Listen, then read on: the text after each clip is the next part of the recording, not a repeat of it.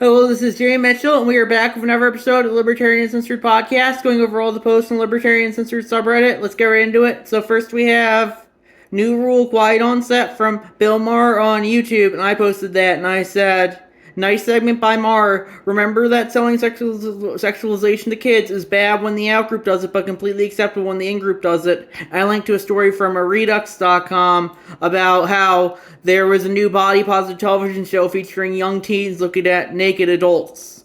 And and I also added, you can't forget this one either. And I did it's from Washington Post from 2021. Yes, kink belongs at Pride, and I want my kids to see it. So it just goes to show you that it's not okay to sell sexualization to kids, but it's okay when it's marketed as being in group coded, like left coded or right coded, depending on where you are, and that's my where you are in the political spectrum. That's my thoughts there on that issue. Then we have, why is the cost of qualified people entering a scientific debate been raised so high? The message to scientists is clear. If your science contradicts what powerful scientific or medical bureaucracies think, your peace and reputation are forfeit. The Enlightenment is over. From Jay Bhattacharya on Twitter. And that was him quote tweeting J.K. Rowling, who tweeted, the highly regarded pediatrician who conducted the most thorough review ever to undertaken on medical evidence for transitioning gender confused children has been advised not to travel on public transport for her own safety. And I posted that, and I said, the Enlightenment isn't over, I would argue. It just got taken to its natural conclusion of thinking that anything seen as progressive is an inherent good. And that's my thoughts there. Then we have, happy birthday to the man who got 24 million Germans killed. Hitler also launched a world war that killed another 80 million people. Just because our rulers are evil does not mean Hitler was good. Fuck Adolf Hitler. From Alex Jones on Twitter, and I posted that, and I said, agreed, contrarianism can only go so far.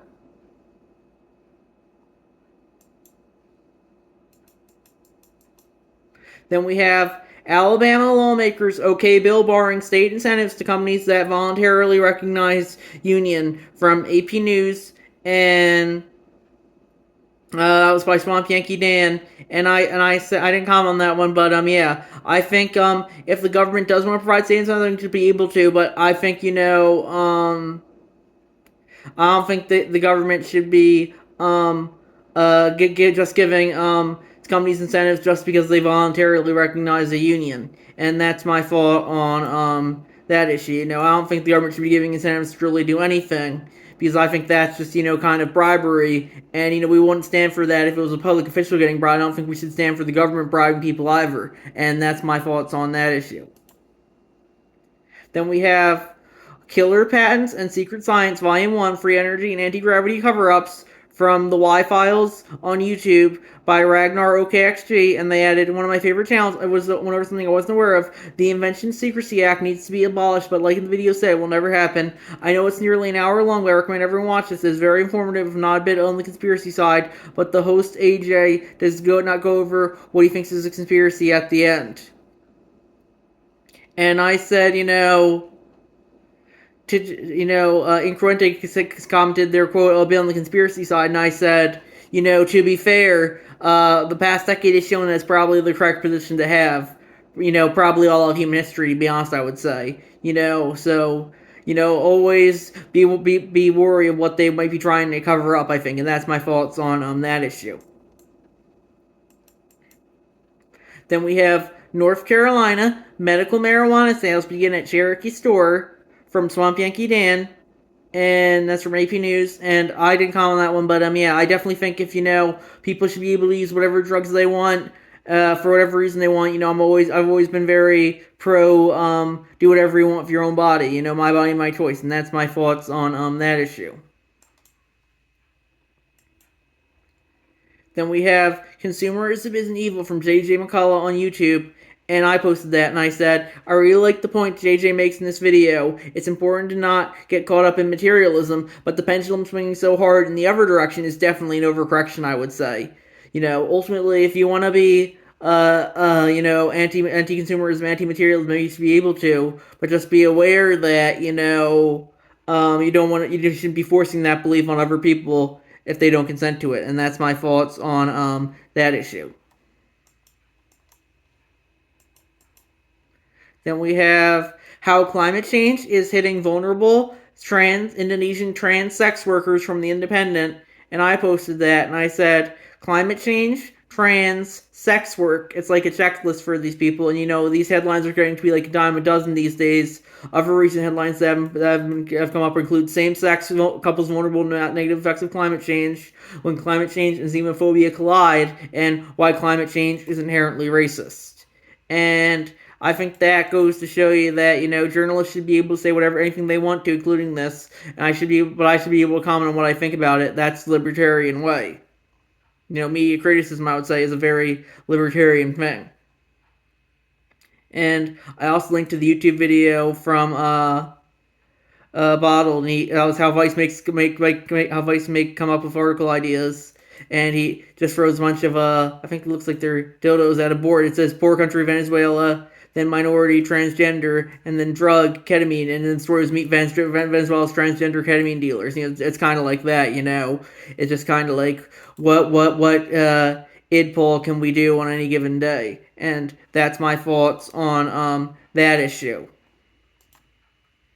Then we have the EEOC is suing the Sheetz convenience store chain over discriminating against minority job applicants by performing criminal background checks from NBC News. And I posted that. And the actual headlines: convenience store chain of hundreds of outlets in 6 days of discrimination lawsuit.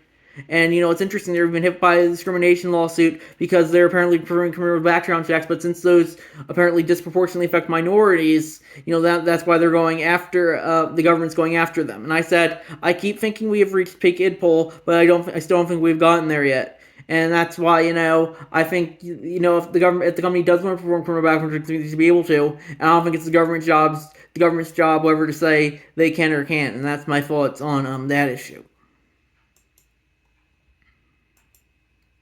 Then we have Argentina asked to join NATO as President Milei seeks a more prominent role for his nation from AP News by Baton 13. And they had, interesting, I see the benefits for Argentina, but I'm not sure it's worth it for NATO. And I said, politics is oftentimes choosing whether you want to get stabbed in the front or the back. I'm personally more on the anti-NATO side, but, if Milei wants to join NATO, I guess that's his prerogative, and it's possible to agree with most what a person says while disagreeing with other things a person says, and that's my thoughts on that issue. Then we have Juneteenth or Jefferson Davis. Alabama state workers may have to choose, and Baton 13 posted that from Washington Post, and they said, imagine if Germans had a holiday choice between celebrating the capture of the first concentration camp by the Allies or Hitler's birthday. And I said, that's the problem with having official holidays. Not everyone might like them. If you want to celebrate Juneteenth, I think you should be able to, but people should be able to celebrate whatever they want. June 19th is also Garfield the cat's birthday, for instance. Each person values things differently, and that's very important to remember.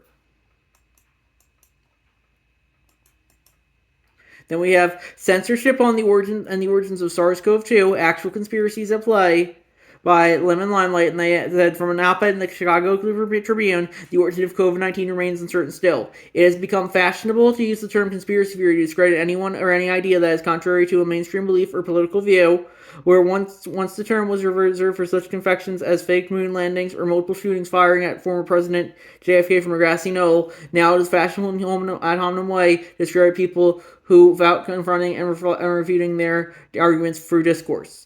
Ironically, in the search for the source of COVID-19, there have been at least 2 documented actual, not theoretical conspiracies, one by leading U.S. public health officials to debunk the lab leak theory, and another by the Chinese government, which destroyed evidence in a probable attempt to hinder investigation of the source. When real conspiracies are in the air, scientists should consider retiring the use of the term conspiracy theory and stick to explaining facts. The best way to debunk the lab leak theory is to discover the animal that serves as the intermediary. Name-calling is not a becoming feature of science and does nothing to describe the lab leak theory. And they added, it shouldn't surprise anyone that the Chinese government conspired to cover up the origins of SARS-CoV-2, an autocratic regime at the epicenter of a global pandemic will easily take extraordinary measures to conceal culpability.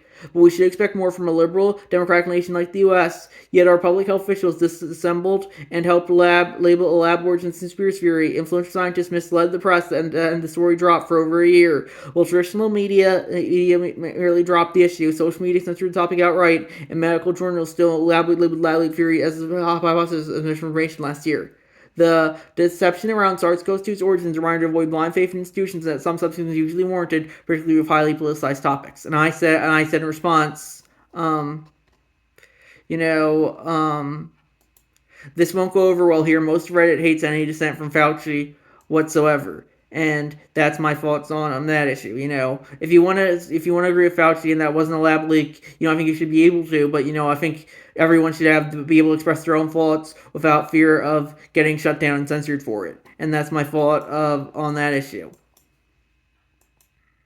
Then we have airport security line cutters are target of first in nation California bill from Politico.com by Patan Fertan. And that's about how a proposed law would go after the expedited security screening company Clear. And ultimately, I think, we need as less regulation as possible when it comes to stuff like this. But ultimately, the government will justify what it will justify, and they have the legal monopoly on force to do whatever they want to. And the people will have to sit down, take it, I guess, ultimately, unless they want to get thrown in jail or something. That's why I think, in a lot of ways, it might be morally correct to disobey unjust laws. But I guess that's a discussion for another time, I would say. Then we have state senator from Woodbury arrested for burglary in Detroit Lakes from KVRR, and I posted that, and I said she has the correct letter next to her name, so I don't think it'll just be trending on Reddit as much as it would be if she had the wrong letter next to her name. I said if she had an R next to her name, it would probably be already at the top of r/politics, and that's my thoughts on that issue. Then we have Columbia University shifts to virtual learning, heightened security amid start of Passover from ABC7NY, and I posted that, and I said, when it comes to quote-unquote anti-Semitism, a lot of so-called conservatives suddenly become progressives. And I linked to a tweet from Senator Josh Hawley, who tweeted, Eisenhower sent the 101st to Little Rock. It's time for Biden to call the National Guard universities to protect Jewish Americans. And, that's my thoughts there. It's suddenly, they were all very anti-identity politics and anti-censorship and, anti-cancel culture, but then suddenly anti-Semitism draw up, and then they're for all free, and that's my thoughts on that issue. Then we have this new Republican Party, better get used to continuing to lose, from Josh Equal on Twitter, and I posted that, and that was him quote tweeting Republicans against Trump. I hate to say it, but majority Tower Greens for on this one. The Republican Party, the old is over. It's our job to build a new Republican Party, and that new Republican Party will be MAGA. And I said, new Republican Party, but still up Israel's ass. And that's my thoughts on that issue. There's nothing really ever changes in U.S. politics, I would say. Maybe some minor policy changes, but each of the major parties, they'll always justify their authoritarianism, whatever the rhetoric of the day is. That's my thoughts on that issue. Then we have an epidemic of illusion, and it's getting out of control. And that's Brad Palumbo on Twitter, and he's quote tweeting The Advocate. Climate change has a bigger impact on LGBTQ plus couples and straight couples. And I said, think they just want attention. Headlines like this are getting to be a dime a dozen. It's part of a tactic trying to tie multiple issues together. You saw in the Indonesian trans article, sex art worker article I posted yesterday as well, and I talked about earlier in this podcast. And that's my thoughts on that issue. And I think we're going to wrap it up there. I'll see you guys in the next episode. Bye.